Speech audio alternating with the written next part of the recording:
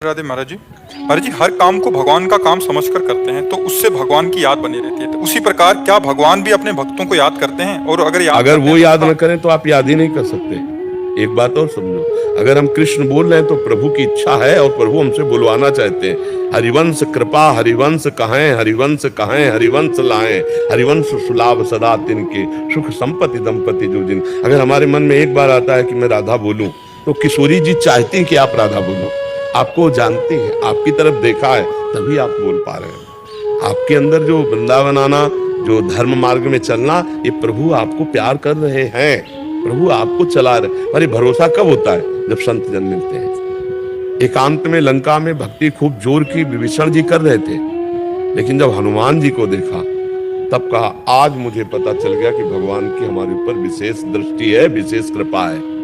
जो प्रभु मोहि अनुग्रह कीन्हा, तो तुम आई दरस हटि दीना। अब मोहि भाव भरोस हनुमंता, बिनु हरि कृपा मिले नहीं सर। हाँ, जब प्रमाण तब मिलता है कि हमारे ऊपर भगवान की दृष्टि है, कृपा है, जब भगवत प्रेमी महात्मा मिलते हैं। बकाया भगवान की कृपा से ही इस मार्ग में कदम रखा जाता है। भगवान की कृपा से ही हम भगवान का नाम जप सकते हैं। भगवान की कृपा से ही हम भगवत धाम आ सकते हैं, भगवत संतों से मिल सकते हैं। देखो, जैसे विवेक है वो सत्संग में होता है, पर सत्संग भगवान की कृपा से मिलता है। शुद्ध सत्संग, बोले बिनु सत्संग विवेक न होई, तो सत्संग कैसे मिलेगा? बोले राम कृपा बिनु सुलभ न सोई। भगवान की कृपा से सत्संग मिलता है, भगवान की कृपा से भगवान का नाम जप होता है, भगवान की कृपा से ही हमको ये सब। तो भगवान हमको देख रहे हैं ना। अगर वो देख न रहे होते तो ऐसा संयोग कैसे बनता? वो हर समय देख रहे हैं, पर हम भगवान को देख पाए तब चैन पड़ेगा।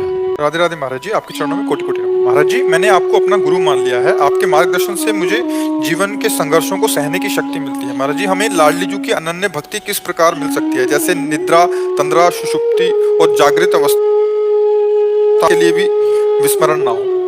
नाम पर हमारा पूरा जीवन समर्पित है।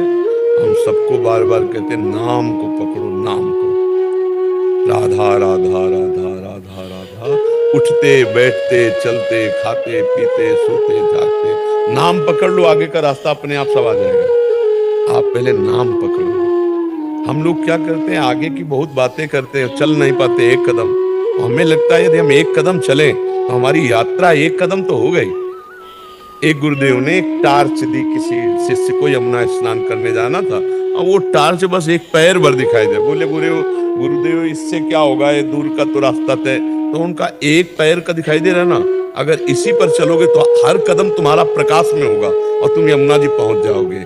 ऐसे ही हमें गुरुदेव ने कहा, राधा राधा जपो। हमें लगता है और तो कुछ बताया नहीं, तो तुम राधा राधा जपो, इस पर चलो, तो अगला कदम तुम देखोगे अध्यात्म की ऊंचाई पर चढ़ता चला जाएगा। और केवल अध्यात्म की ऊंचाई की बातें अगर हैं तो शास्त्रों में बहुत लिखी हैं, लेकिन आप में एक को नहीं आएंगी जब तक आप भजन नहीं करोगे। इसलिए हमें जीव से भजन करना शुरू करना चाहिए। पूज्य राधा बाबा कहते, जैसे मशीन से नहीं, राधा राधा राधा राधा राधा राधा राधा राधा राधा राधा राधा, चल रहा अंदर राधा राधा। आपको कोई प्रश्न करने की जरूरत नहीं, कि सब अपने आप अंदर दिखाई देने लगेगा कि ये मार्ग है, यहाँ से ऐसे चलना है, ऐसे चलना है, सब प्राप्त हो जाएगा। पर आजकल हम लोग बातें बहुत करते हैं और भजन कम करते हैं, या भजन नहीं करते हैं। तो बातों से तो परमार्थ होगा नहीं, तय तय तो होगा पूरा जब हम नाम जप करेंगे, अच्छे आचरण करेंगे, भगवान के आश्रित रहेंगे, तभी परमार्थ तय होगा। तो हमें लगता है खूब डट के नाम जप करो, किसका प्रश्न है? नाम जप करो, सब हल हो जाएगा।